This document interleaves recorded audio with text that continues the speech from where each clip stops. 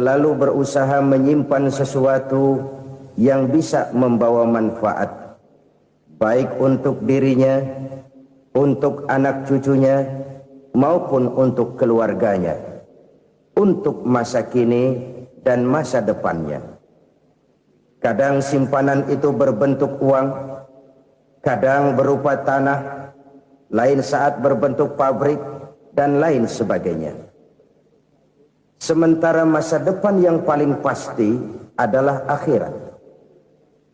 Jika untuk masa depan dunia kita rela memeras keringat, membanting tulang, pergi pagi dan pulang petang, menyimpan uang, menyimpan tanah, menyimpan pabrik, pernahkah kita merenung jika satu saat kiamat datang, kita dibangkitkan dari kubur masing-masing, berdiri di padang mahsyar untuk mempertanggungjawabkan seluruh kegiatan hidup kita di dunia ini, lalu kita akan menuju ke alam akhirat. Sudahkah kita mempunyai simpanan untuk akhirat kita? Pada pertemuan kali ini saya ingin menyampaikan sebuah hadis di mana Rasulullah sallallahu alaihi wasallam bersabda, "Arba'un min kanzil jannah." Simpanan sorga ada 4 macam. Yang pertama, ikhfa'us sadaqah, menyembunyikan sedekah. Saudara-saudara kaum muslimin, sebagaimana yang kita maklum bahwa Allah Subhanahu wa taala melebihkan sebagian rezeki dari kita terhadap yang lain. Ada yang kaya, ada yang setengah kaya, ada yang miskin, ada yang setengah miskin, dan selanjutnya. Ada yang gajinya kecil tapi penghasilannya gede. Ada yang penghasilannya gede tapi nggak punya gaji. Ada juga yang memang gajinya gede dan penghasilannya gede. Kelebihan rezeki merupakan sunnatullah dan tidak harus membuat kita merasa lebih dari yang lain. Bahkan sebaliknya, kelebihan itu harus membuat kita ringan tangan untuk menolong mereka yang memang memerlukan pertolongan. Kalau saudara diberikan ilmu, maka pertanyaan akhirat cuma satu: ilmumu kau amalkan untuk apa? Kalau saudara diberikan umur yang panjang, pengadilan akhirat juga bertanya satu: umurmu kau habiskan di mana? Tapi kalau saudara diberikan harta, pengadilan akhirat akan bertanya 2: hartamu kau dapat dari mana? Kau belanjakan kemana? Dari mananya ditanya dan kemananya juga ditanya. Oleh karena kita akan dimintakan pertanggungan jawab, maka amanah yang bernama harta ini harus kita gunakan dengan sebaik-baiknya. Ada penggunaan yang merupakan kewajiban, itu zakat namanya. Ada penggunaan yang sewaktu-waktu, itu infak namanya. Ada yang lebih sewaktu-waktu lagi, dan itu sedekah namanya. Zakat dia terikat oleh haul dan nisab, oleh putaran batas waktu dan ukuran dari harta itu sendiri. Sedangkan infak terikat oleh situasi dan kondisi perekonomian seseorang. Sedangkan sedekah tidak terikat dengan apapun. Dalam kondisi seperti apapun kita bisa melakukan sedekah dengan yang terkecil sekalipun. Sampai-sampai Rasulullah sallallahu alaihi wasallam mengajarkan, la tahqiranna minal ma'rufi syai'an walau an talqa akhaka biwajhin talik. Atau ada hadis, tabassumuka fi wajhi akhika laka shadaqah. Senyumanmu kepada temanmu adalah sedekah. Jadi untuk melakukan sedekah tidak harus dalam berbentuk uang. Dengan ilmu kita bisa sedekah, dengan tenaga kita bisa bersedekah, dengan pikiran kita bisa bersedekah, bahkan senyum kepada teman itu pun sedekah. Jadi kalau sedekah dengan uang memang belum punya uang, nyengir aja banyakin. Itu asal pada tempatnya, jangan lalu ketemu tiang listrik cengengesan. Tentu tidak pada tempatnya dan tidak wajar. Nah, sedekah yang paling dicintai Allah adalah sedekah yang disembunyikan. Artinya jauh dari sifat riya. Kan kadang-kadang ada orang sedekah itu disebutkan namanya, apa tidak bagus? Kalau memang niatnya ikhlas, ya bagus-bagus saja. Untuk memberikan sugesti kepada yang lain. Si Fulan bin Fulan nyumbang sekian, diumumkan. Boleh kalau niatnya untuk memberikan rangsangan kepada yang lain supaya dia menyumbang lebih besar dari orang tadi. Tapi kalau itu mendatangkan riya, maka sedekah yang paling dicintai Allah adalah sedekah yang disembunyikan. Tangan kiri saja tidak tahu apa yang diberikan oleh tangan kanan. Sedekah yang dilakukan dengan ikhlas akan merupakan perbendaharaan surga, tersembunyi dari pandangan orang lain, tidak seorang pun tahu. Karena memang sikap yang baik adalah melupakan kebaikan dan mengingat kesalahan. Itu salah satu ciri orang bahagia. Orang yang selalu mengingat kesalahannya dan berusaha melupakan segala kebaikannya. Kalau dia akan berada kebaikan, dia tidak bisa ikut, dia merasa rugi karena dia merasa belum pernah berbuat baik. Tapi kalau akan melakukan kesalahan baru, dia ingat kesalahan yang sudah-sudah, sehingga terhalang baginya untuk melakukan satu kesalahan baru. Demikianlah saudara-saudara, bahwa Allah melebihkan rizki sebagian kita dari yang lain, agar terjadi tolong menolong dalam kehidupan ini. Jadi kesenjangan yang nature, kesenjangan yang alami, itu sunnatullah. Ada yang kaya, ada yang miskin, ada yang kelas menengah. Nah, kenapa lalu sekarang kita berusaha mengentaskan kemiskinan? Oleh karena adanya kesenjangan struktural. Kalau yang kaya bisa semakin kaya, kenapa yang miskin tidak bisa naik jadi ikut sedikit kaya? Sebab pada dasarnya Islam adalah agama yang sejak turunnya sudah berupaya memerangi kemiskinan. Bahkan dikatakan kemiskinan itu mendekatkan kepada kekufuran. Orang kalau miskin udah dekat banget sama kafir. Gampang menjadi kafir. Berapa banyak saudara-saudara kita yang oleh karena soal perut, oleh karena soal materi, terpaksa meninggalkan dan menanggalkan akidahnya. Menjual petunjuk yang diberikan Allah dengan kesenangan dunia yang cuma sebentar ini. Na'udzubillah, thumma na'udzubillah. Jadi makin kita sembunyikan satu sedekah, semakin banyak perbendaharaan kita di surga. Sedekah yang paling dicintai Allah adalah sedekah yang disembunyikan. Malahan ada seorang sufi, dia punya kebiasaan kalau pergi sholat Jumat dia bawa uang, itu uang dia taruh di bawah tikar masjid. Dia niat sedekah kepada siapa saja yang nemuin itu duit. Maksudnya apa? Supaya yang nemuin nggak tahu siapa yang punya duit. Demikian dia saking ingin menyembunyikan sedekahnya.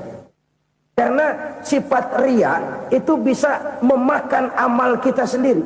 Riya itu termasuk menyebut-nyebut kebaikan kita. Orang yang suka nepuk dada, sedikit-sedikit ngitungnya kalau nggak gua. Tuh kalau nggak gua tuh yang belas itu kalau nggak gua, iya kalau nggak lu kenapa emang?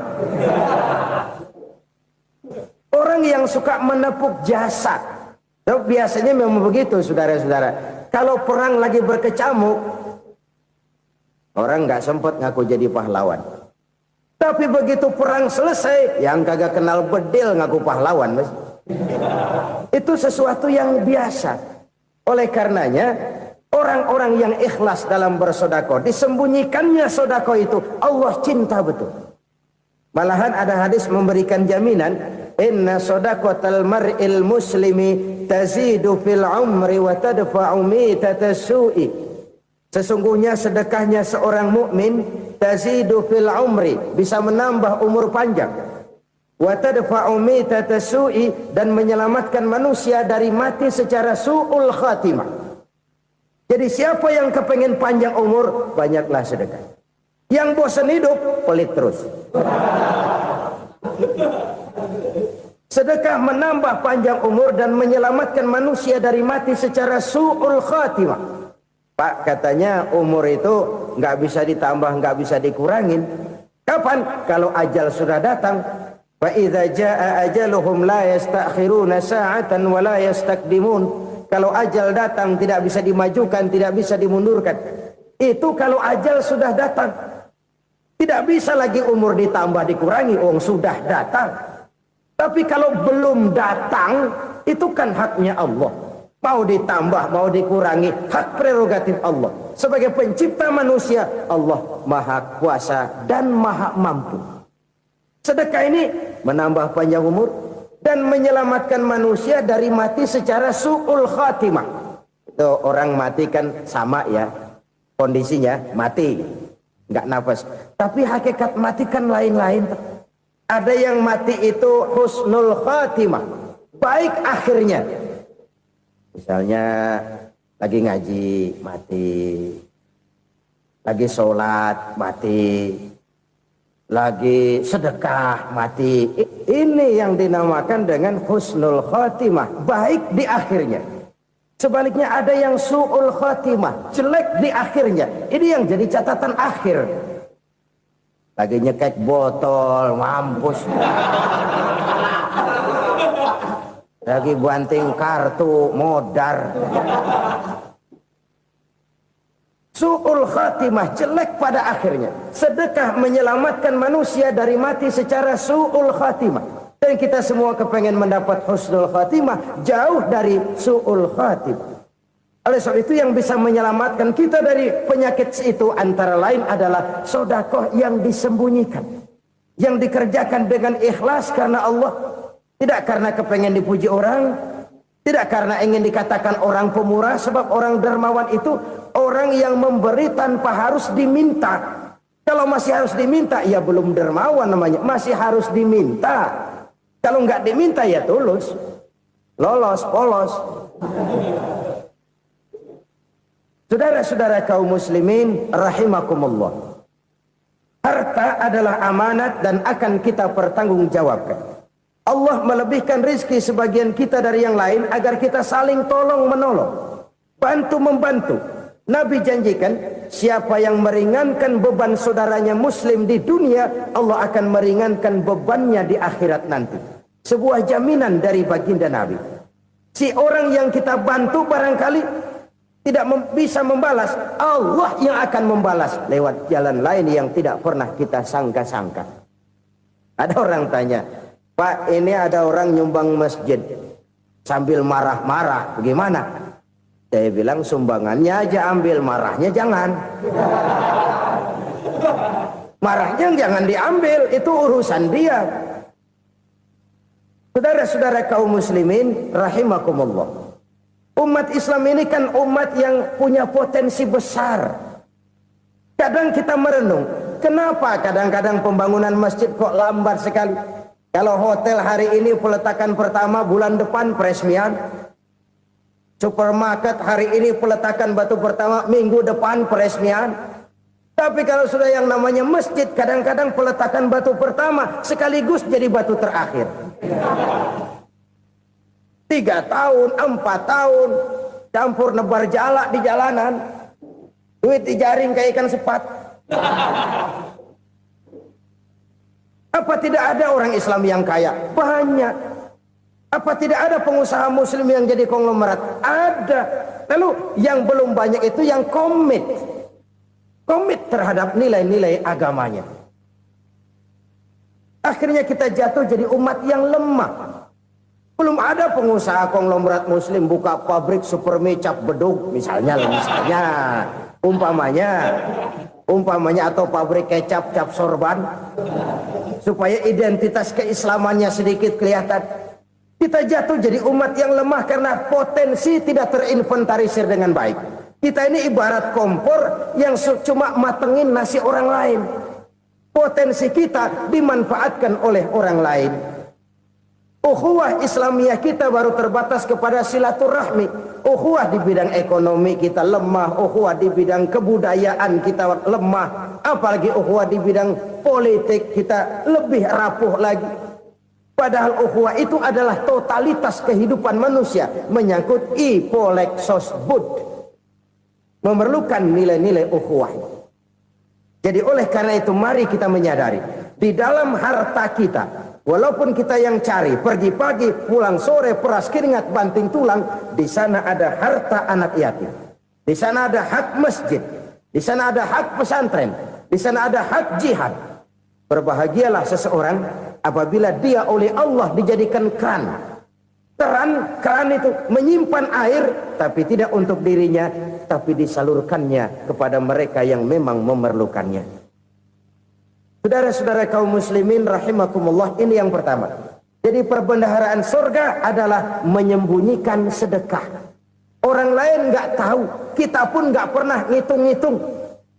Kita anggap lewat begitu saja, padahal itu deposit akhirat. Satu. Yang kedua, perbendaharaan surga itu apa? Wa kitmanul musibah, menyembunyikan kesulitan.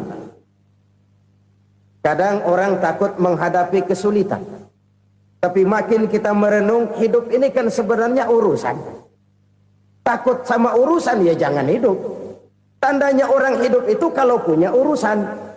Urusan melupakan problem, problem sering menimbulkan kesulitan. Kesulitan bukan untuk ditakuti, tapi untuk diatasi dan dicarikan jalan keluarnya.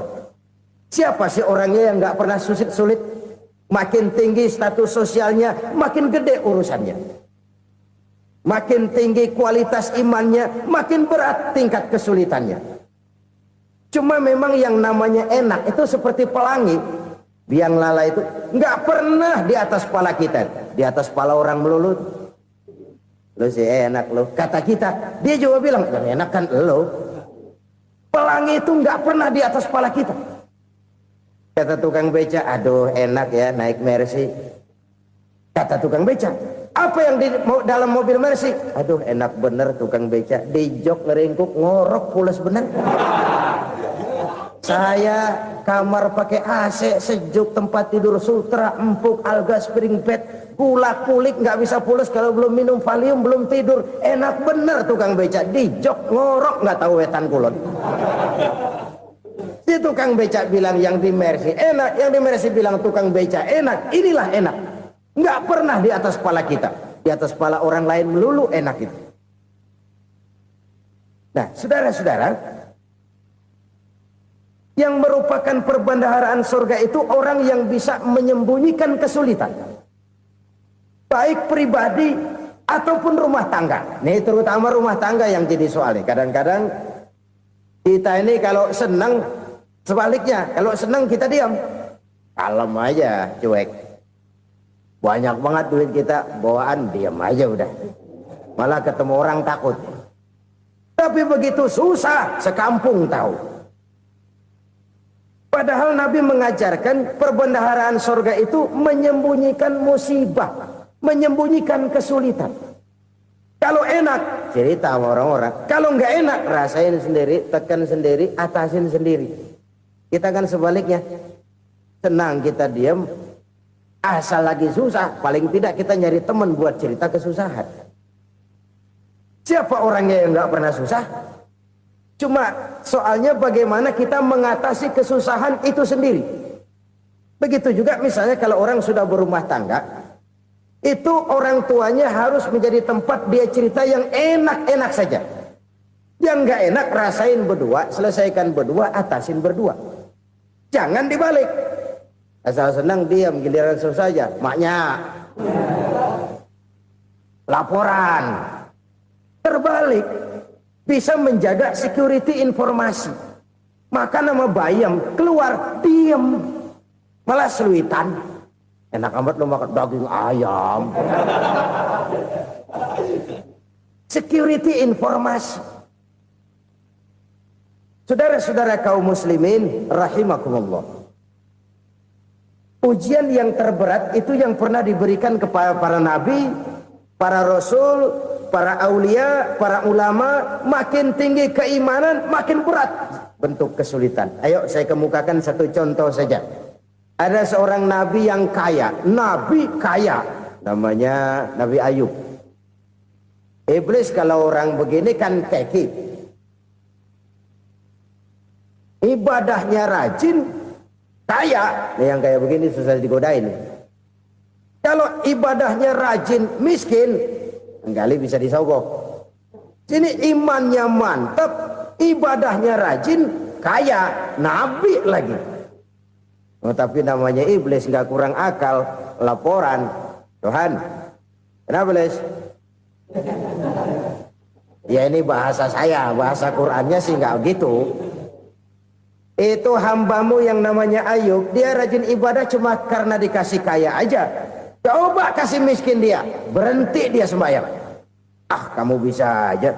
Saya tahu Ayub itu hambaku yang ikhlas. Saya buktiin Tuhan, silahkan. Dibuktiin lah, iblis turun ke alam ini. Yang mula-mula dia lakukan, dia rusak sawah ladang Nabi Ayub. Dia binasakan binatang ternak Nabi Ayub. Sehingga dalam waktu singkat, jatuhlah Nabi Ayub dari orang paling kaya jadi orang paling miskin. Beliau masih ibadah di mihrab dalam masjid. Datang iblis. Saudara Ayub, ya. Lagi ngapain? Ibadah. Nyembah Allah, nyembah Allah. Oh, percuma. Kenapa? Tuhan yang ente sembah nih, dia udah bikin miskin ente. Sawah ladang ente hancur lebur, binatang ternak binasa. Sekarang ente jadi orang paling miskin. Ngapain nyembah Tuhan kayak begitu? Tekor. Udah berhenti dah ibadah, berhenti ibadah. Ini iblis sama Tuhan laporannya lain, yang dikerjakan kepada Nabi Ayub juga lain. Benar begitu iblis kata Nabi Ayub? Iya, sawah ladang saya habis, buras. Binatang ternak saya binasa, binasa. Saya miskin, bangpak. Apa jawab Nabi Ayub? Bukan innalillahi, ini hebat. Alhamdulillahillazi a'tani wa akhza minni. Segala puji bagi Allah yang telah memberikan harta kepada saya dan sekarang mengambilnya lagi. Alhamdulillah. Allah yang ngasih, Allah yang ambil. Itu mah urusan Allah. Iblis cuman ibadah jalan terus, sujud lagi Nabi Ayub. Iblis seleher gondok banget.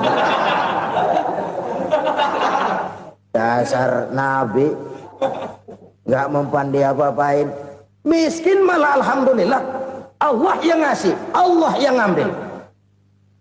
Jadi kalau kita tidak komit, kita tidak terikat kepada kaya, miskin, senang, susah, apa yang bisa bikin kita susah? Jadikan kekayaan, kemiskinan, jadikan senang, susah sebagai anak buah yang bisa kita atur. Jangan kekayaan ngatur kita, jangan kemiskinan ngatur kita. Kita yang harus mengatur mereka.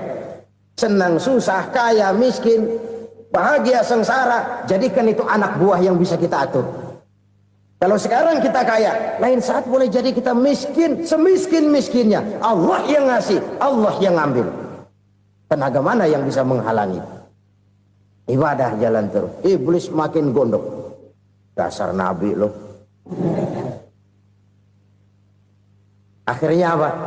Nabi Ayub dikerjain, diberikan penyakit. Demikian fatal penyakitnya. Bayangin, udah miskin sakit. Masya Allah. Miskin sakit. Sakitnya nggak lama, kira-kira 16 tahun.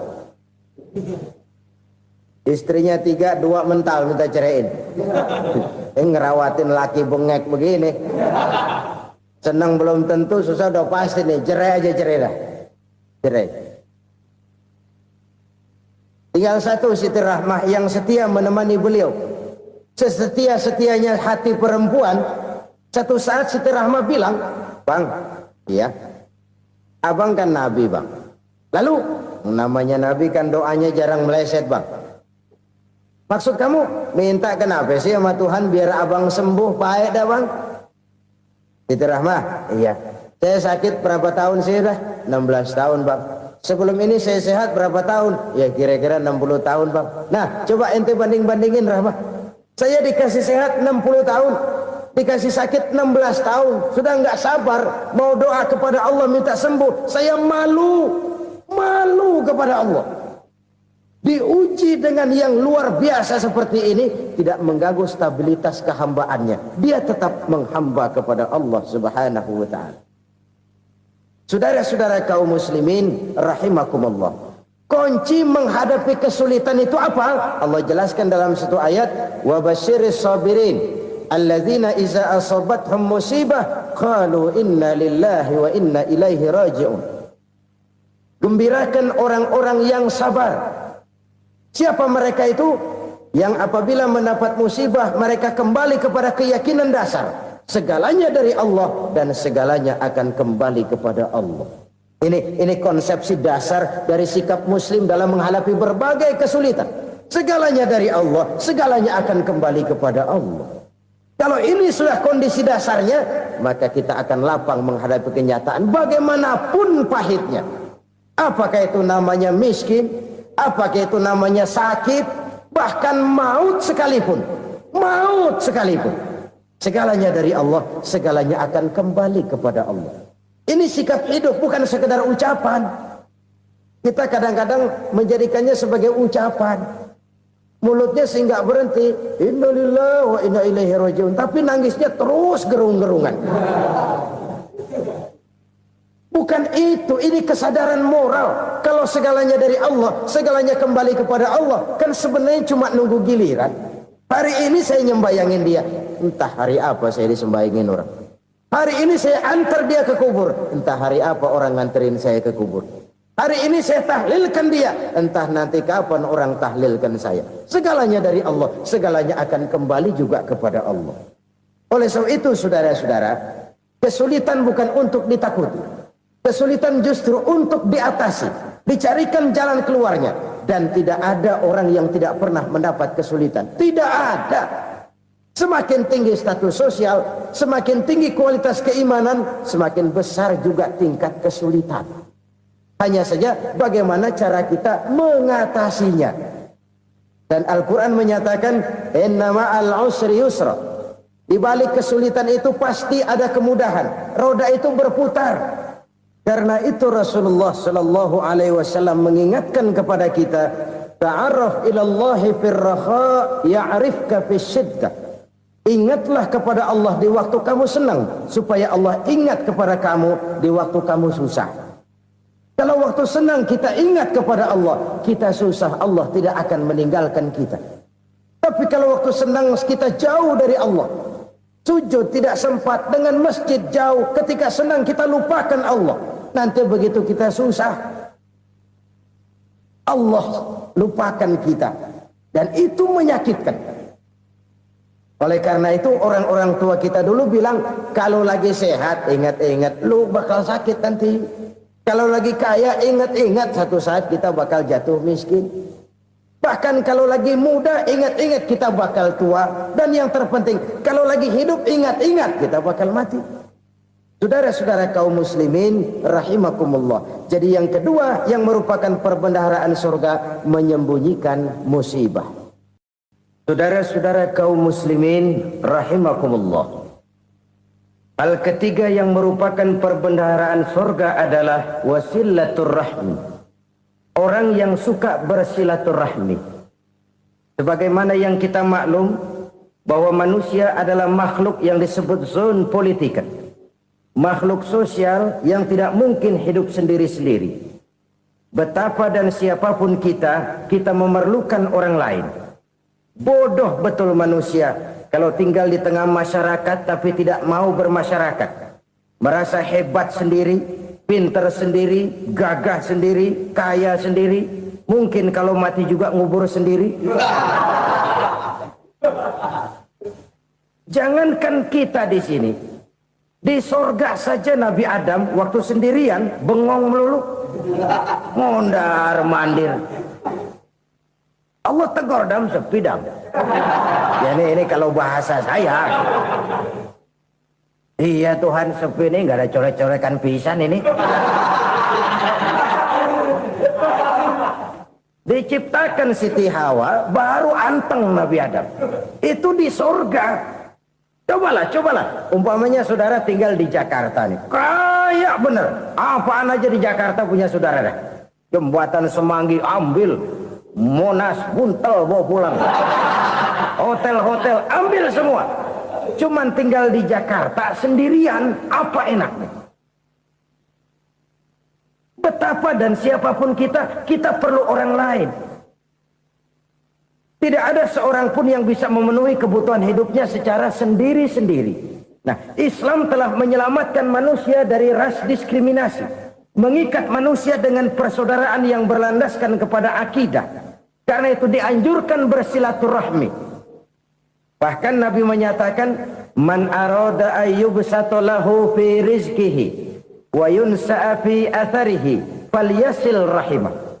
Siapa yang kepengen diluaskan rezekinya dan dipanjangkan usianya, banyaklah ia bersilaturahmi. Siapa yang kepengen dimudahkan rezekinya, hendaknya ia banyak bersilaturahmi. Kalau banyak teman, kesulitan kan paling tidak ada tempat cerita. Udah susah, sendirian kita pikirin diri, nggak ada tempat tukar pikiran. Cepet banget sama bengek. Dilawan sendiri. Nah, secara makro kita bisa berkata, tidak mungkin ada kemenangan kalau tidak ada kekuatan. Tidak ada kekuatan kalau tidak ada kesatuan dan persatuan. Tidak mungkin ada kesatuan dan persatuan tanpa semangat silaturahmi. Kalau umat Islam mau menang, dia harus kuat. Kalau umat Islam mau kuat, dia harus bersatu. Kalau umat Islam mau bersatu, dia harus membudayakan silaturahmi ini. Bahkan sampai-sampai kata Nabi, kalau bisa cari nilai tambah. Apa? Silman qata'ak. Bersilaturahmilah kau kepada orang yang marah denganmu. Masya Allah, indahnya ajaran agama kita. Orang yang marah pun kepada kita, kata Nabi, kalau bisa bersilaturahmilah kepadanya, kepada orang yang marah itu. Di situ nilai tambah. Cuman jujur nih hadis, ngucapinnya gampang, ngamalinnya yang berat banget. Orang marah sama kita, kita disuruh silaturahmi, ada apa malu?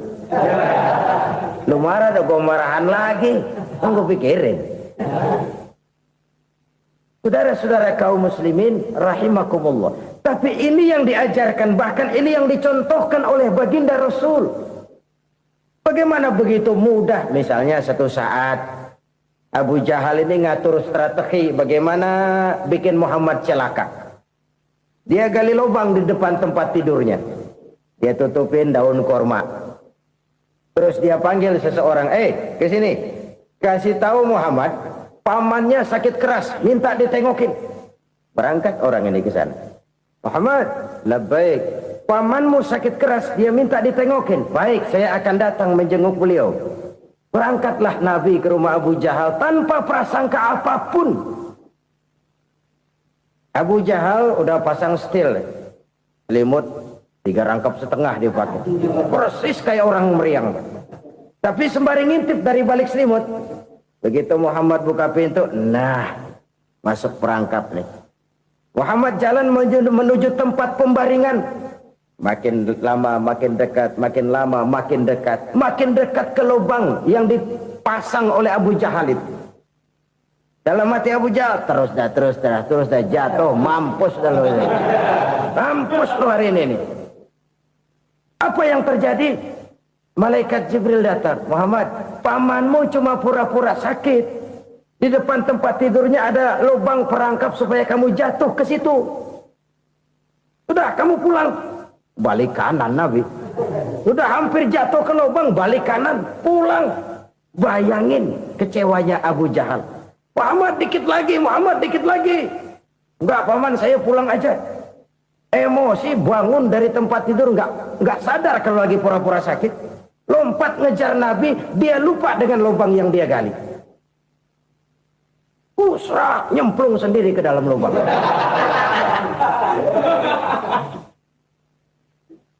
Nabi terus berlalu. Ini terjadi keanehan. Jatuh ke lubang yang dia gali itu sebenarnya nggak terlalu dalam ya, antara 3-4 meteran lah. Tolong, saya jatuh ke lubang ini. Datanglah pelayan-pelayannya itu. Angkat saya dari sini. Oh, yang ngulurin tambang. Satu gulung, belum juga nyampe itu tambah. Kurang, beli lagi ke warung. Sambung, ulur lagi, nggak juga bisa sampai. Wah, ini kerjaan Muhammad ini. Tolong, siapa salah seorang kamu ke rumah Muhammad, kasih tahu encangnya kecebur. Minta ditolongin. Sampaikan kepada Rasul. Kenapa? Pamanmu jatuh ke lubang, Muhammad minta tolong diangkatin. Tambang udah nyambung-nyambung nggak nyampe juga. Ya, nanti saya datang, saya tolong. Coba. Nyata-nyata orang berniat jahat mau mencelakakan dia. Datang dia menolong. Ini yang disebut air tuba dibalas air susu ya ini. Bukan sebaliknya. Air tuba dibalas air susu. Paman, kecebur ya? Iya Muhammad, tolong ini. Pegang tangan saya. Nabi ulurkan tangannya. Nyampe. Dipegang oleh Abu Jahal. Diangkat ke atas. Sampai atas. Apa kata Abu Jahal? Sihirmu memang hebat Muhammad. Udah ditolongin dikata sihir. Yang enak kita kemplang kan itu orang begitu. Urusan apa? Tapi inilah akhlak. Kalau bisa kamu bersilaturahmilah dengan orang yang marah kepadamu sekalipun. Orang marah kita tetap baik. So, kalau kita berbuat baik sama orang yang memang baik, rasanya sih biasa-biasa aja. Orang baik kita baik lagi, ya draw aja, belum ada nilai tambah di situ. Baru ada nilai tambah kalau kita bisa berbuat baik kepada orang yang nyakitin kita. Itu namanya kita setingkat di atas dia. Dia sakitin kita, kita berbuat baik sama dia. Dia pelit sama kita, kita baik sama dia. Dia marahin kita, kita deketin dia. Di situ kita punya nilai tambah.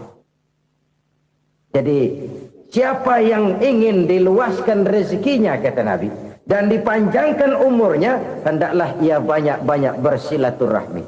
Sederhana sebenarnya silaturahmi. Tapi silaturahmi membangkitkan semangat kesatuan dan persatuan. Kesatuan dan persatuan melahirkan kekuatan.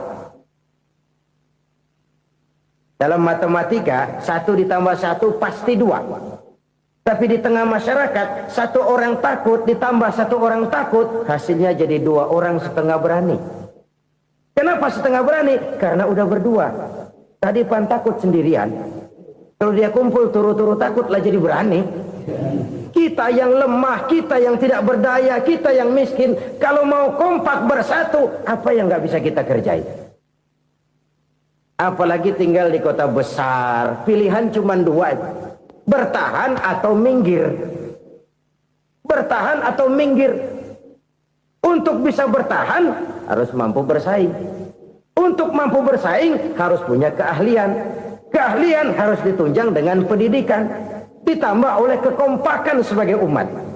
Udah miskin mencar mulu, orang injek kita. Orang nggak pandang urusan apa yang malu. Oleh karena itu silaturahmi pada hakikatnya merupakan ruh dari ukhuwah yang diajarkan oleh agama kita. Bagaimana Islam menyelamatkan masyarakat manusia dari ras diskriminasi, mengikat manusia, dan tidak ada persaudaraan yang lebih indah selain persaudaraan yang diikat dengan nilai-nilai akidah. Sepanjang orang di jalan Allah, itulah saudara kita. Keluar dia dari jalan Allah, selesailah persaudaraan sampai di situ. Karena itu, kalau ingin menyimpan sesuatu di surga, banyaklah bersilaturahmi. Datang ke rumah ini, datang ke rumah itu, dan lain sebagainya. Itu simpanan kita di akhirat nanti. Ini yang ketiga. Saudara-saudara, yang keempat, perbendaharaan surga itu apa? Wa qawlu la hawla wa la quwwata illa billah. Ucapan la haula wa la quwwata illa billah. Ibadah kan ada yang berat, modalnya besar. Bangun masjid berat, modalnya besar. Bangun rumah sakit berat, modalnya besar. Ada ibadah yang berat, tapi modalnya ringan. Misalnya puasa. Puasa itu berat, mengendalikan nafsu. Kalau sekedar nggak makan nggak minum sih enteng, mengendalikan nafsu itu jihad terbesar. Tapi kan modalnya ringan, cuma niat saja. Ini ibadah berat, modalnya ringan. Ada ibadah yang ringan, modalnya juga enteng. Seperti termasuk ucapan la haula wa la quwwata illa billah. Tanpa sadar, la haula wa la quwwata illa billah, nyelengin tuh di surga. Nyelengin, kita nggak terasa, nyelengin simpenan akhirat. La haula wa la quwwata illa billah, nyimpan lagi. Kaget, la haula wa la quwwata illa billah, nyimpan lagi. Banyak simpenan. Walaupun sebenarnya yang dimaksud di sini adalah kesadaran batin bahwa tidak ada daya dan kekuatan kecuali Allah. Itu intinya. Kita memulai pekerjaan disunahkan baca bismillah, kan begitu. Apa itu? Kesadaran moral. Bahwa ini saya bisa kerjakan. Saya kerjakan ini dengan menyebut nama Allah. Kenapa? Kalau Allah tidak memberikan daya dan kekuatan, mana mampu saya kerjakan ini. Maka saya kerjakan ini dengan menyebut nama Allah. Bismillah. Kesadaran moral. Manusia hanya wajib berusaha, tapi nggak pernah wajib berhasil. Banyak hal-hal yang kalau kita renungkan secara rasio nggak mungkin. Tapi jadi kenyataan. La haula wa la quwata illa billah. Tidak ada daya dan kekuatan kecuali bagi Allah semata-mata. Kesadaran moral akan kelemahan dan keterbatasan makhluk bernama manusia. Kadang kita kagum dengan otak, tapi kita sering lupa sama yang bikin otak. Padahal bagaimanapun hebatnya otak, yang bikin otak pasti lebih hebat dari otak. Nggak percaya, silahkan otak-otakan. Inilah kecenderungan. Kita kagum dengan pesawat-pesawat mutakhir, bukan main besi gede banget terbang itu. Alangkah hebatnya. Lalu apa yang bikin otak tidak lebih hebat dari itu semua? Kita puji laut. Apa yang bikin laut tidak lebih hebat dari laut itu? La haula wa la quwata illa billah. Tidak ada daya dan kekuatan kecuali Allah. Apa yang bisa kita lakukan kalau tidak karena daya dan kemampuan yang diberikan oleh Allah kepada kita? Lahirlah sikap tawadu, rendah hati, tidak melonjak menjadi angkuh dan sombong, sadar akan kelemahan dan keterbatasan diri sebagai makhluk yang diciptakan oleh Allah Subhanahu wa taala. Jadi satu sisi ini ucapan yang berpahala, la haula, jadi wiridan. Pada sisi lain ini kesadaran moral, sikap mental, kesadaran batin bahwa yang punya daya dan kekuatan itu cuma Allah. Kita nggak pantas untuk sombong, sebab sombong itu pakaiannya Allah. Kita nggak sedang pakai pakaian Allah, kegedean.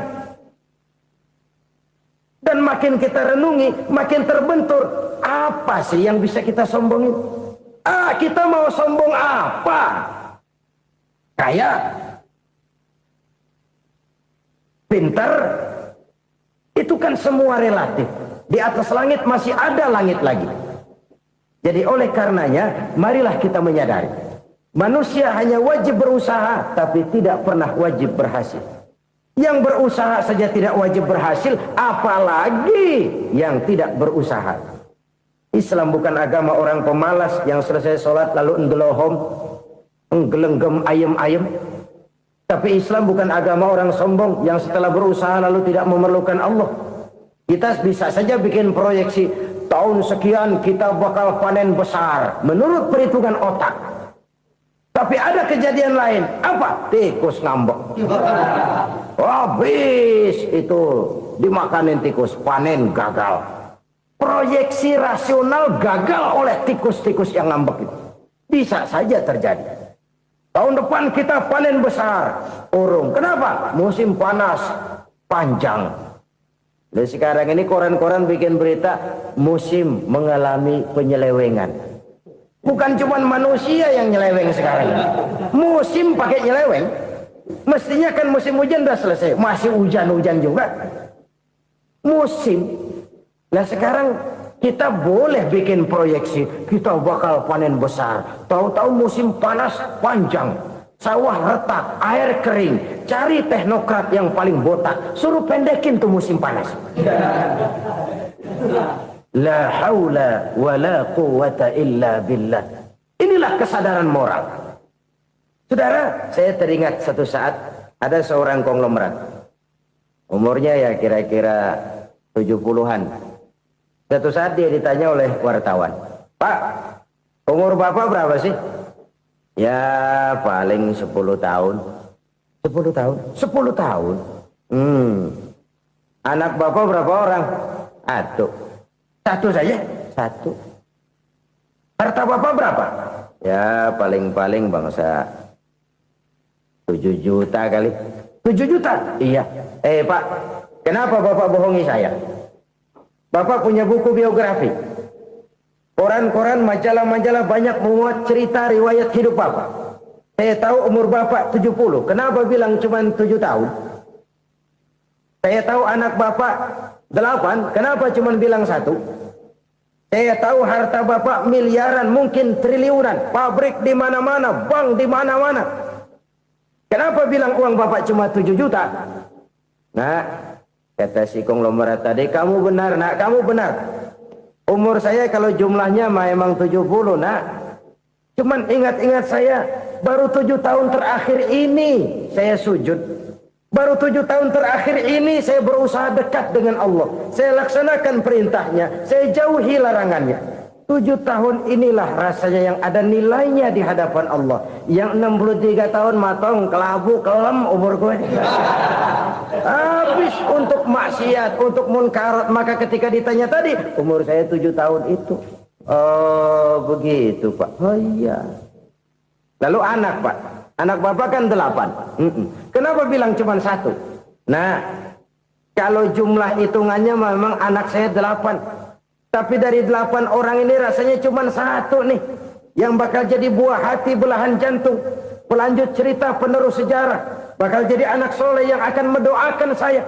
Cuma 1 rasanya anak saya ini yang bakal jadi buah hati saya. Besar-besaran saya. Yang akan mendoakan di kubur saya. Yang akan mendoakan di akhirat saya.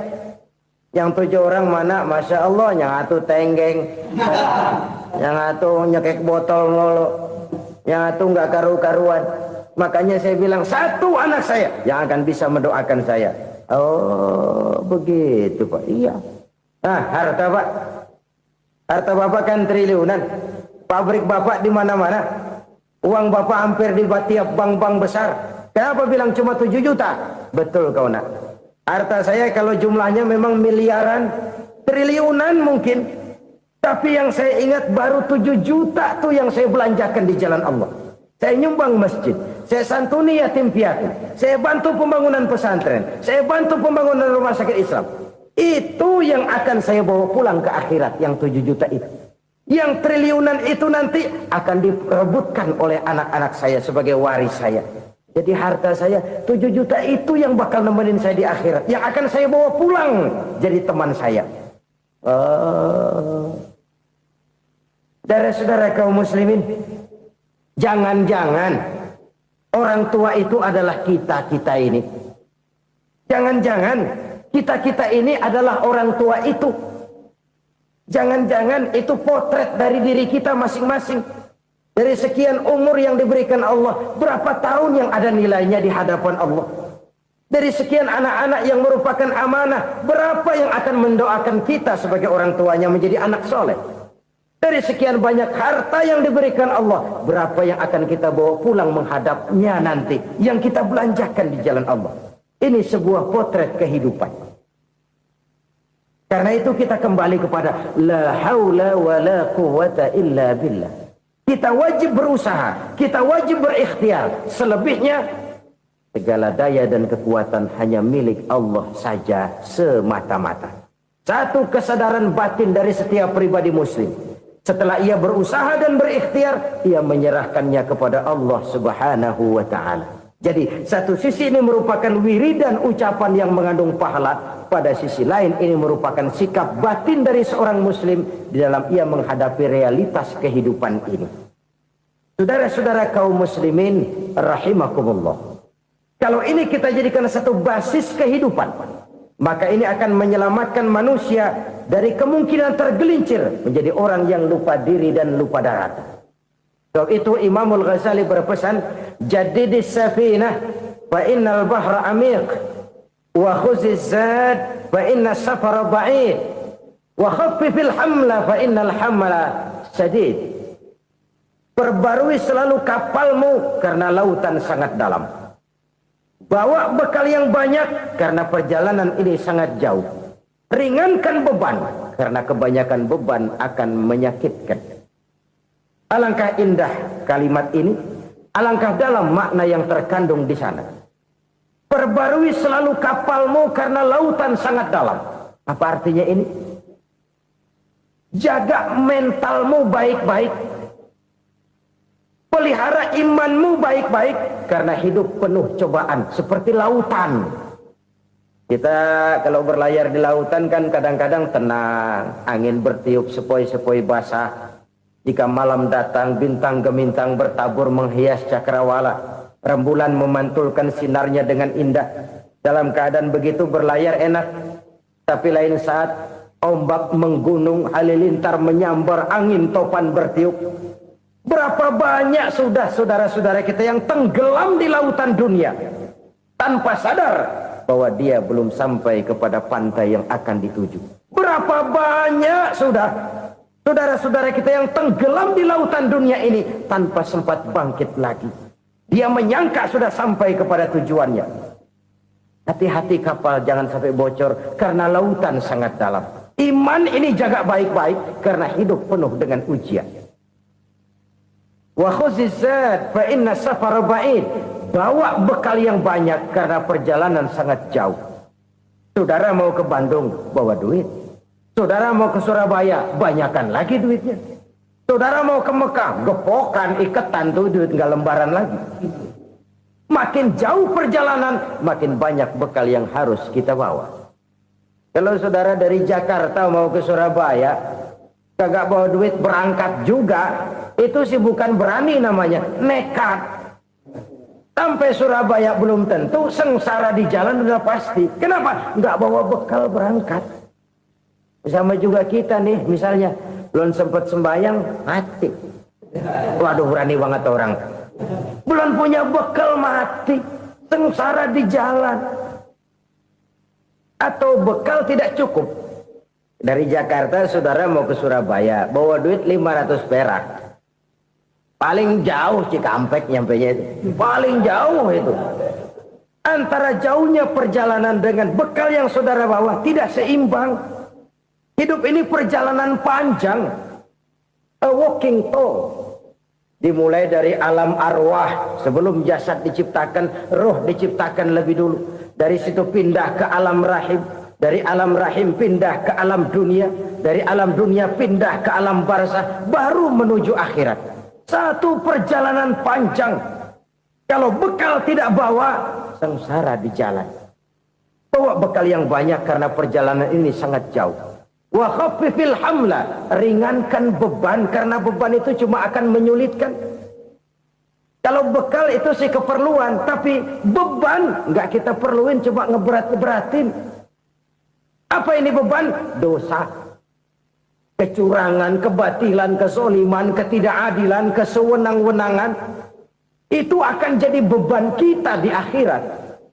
Alangkah celakanya, perjalanan panjang, bekal tidak bawa, beban kelewat banyak, alamat sengsara di jalan. Pahala tidak ada, dosa berlipat ganda. Na'udzubillah, summa na'udzubillah. Kalau kita rangkum nasihat Al-Ghazali dengan kisah si konglomerat tadi, kita akan mengambil kesimpulan. Pertama, bekal terbaik dalam menghadapi gejolak kehidupan ini tidak lain adalah iman. Yang kedua, pahala dan dosa. Dua hal kontroversial. Pahala adalah bekal, dosa adalah beban. Tapi kita sekarang kan tidak begitu terangsang kepada yang abstrak. Orang berlomba mencari yang konkret-konkret saja. Yang real. Kalau memang dosa, benjol dong. Kira-kira begitu. Kira-kira begitu. Persis orang Yahudi dulu. Orang Yahudi itu kan pernah minta kepada Nabi Musa. Ya Musa, lan nu'mina laka hatta narallaha jahrah. Musa, kami nggak bakal mau beriman kepada Allah kalau belum kami lihat Allah ada nongkrong di depan kami. Kalau memang Tuhan ada, taruh dong di depan kami. Mau yang konkret-konkret saja. Kalau memang dosa, benjol dong. Kalau memang pahala, berasa dong. Orang terangsang kepada yang real, yang konkret-konkret saja. Karena itu, untuk mengejar dosa, orang mau bayar. Tapi untuk mengejar pahala, walaupun tidak bayar, orang segan. Ini yang dikatakan oleh Nabi, kamu mengharapkan ke surga, tapi kamu berat melaksanakan sesuatu yang bisa membawa kamu ke surga. Kamu ingin jauh dari neraka, tapi tiap saat kamu lakukan perbuatan-perbuatan yang justru menjerumuskan kamu ke neraka. Idda'aitum an-najata minan nar wa ramaitum fiha anfusakum. Kamu ingin selamat dari neraka, tapi kamu lemparkan diri kamu ke neraka. Kamu ingin masuk surga, tapi berat sekali kamu melakukan perbuatan-perbuatan yang bisa menyampaikan kamu di surga. Saudara-saudara kaum muslimin rahimakumullah. Jadi hal keempat yang merupakan perbendaharaan surga adalah la haula wa la quwata illa billah. Satu sisi ini merupakan ucapan yang memperberat timbangan akhirat. Pada sisi lain ini merupakan sikap hidup seorang muslim. Kesadaran batin yang sangat dalam bahwa tidak ada daya dan kekuatan kecuali Allah. Dan itu kita simbolkan pada saat memulai pekerjaan dengan Bismillah, dengan menyebut nama Allah. Satu kesadaran moral, saya hanya bisa melakukan ini karena diberikan daya dan kekuatan oleh Allah. Lahirlah sikap tawadu, rendah hati, tidak melonjak menjadi angkuh dan sombong. Saudara-saudara, sampai sini dulu jumpa kita kali ini. Semoga 4 perbendaharaan surga ini dapat kita lakukan, yang kelak akan merupakan bekal kita di kemudian hari nanti. Amin ya rabbal alamin. Terima kasih atas segala perhatian, mohon maaf atas segala kekurangan. Usikum wa iyaya bitaqwallah. Wassalamu alaikum warahmatullahi wabarakatuh. Waalaikumsalam.